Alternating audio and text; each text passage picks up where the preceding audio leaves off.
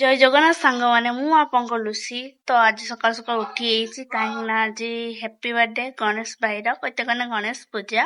ତ ମୁଁ ସେମିତି କୁହେ, ତ ଆଜି ସକାଳୁ ଉଠିଛି, ନହେଲେ ଏମିତିରେ 7-8ଟା ବେଳେ ଉଠେ। ତ ଆପଣ କେମିତି ଗଣେଶ ପୂଜା ପ୍ରିପାରେସନ୍ କରୁଛନ୍ତି ମୋତେ କହିବେ। ମୁଁ ବି ଯାଉଛି ଗଣେଶ ପୂଜା ପ୍ରିପାରେସନ୍ କରିବି।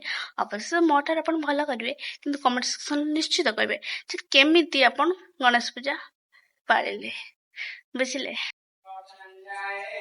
ତ ଗଣେଶ ପୂଜା ପାଇଁ ପୁରା ରେଡି ହେଇଛି। ଏବେ ଚାଲନ୍ତୁ ପୂଜା କରିବା, ନା କଣ କହୁଛନ୍ତି?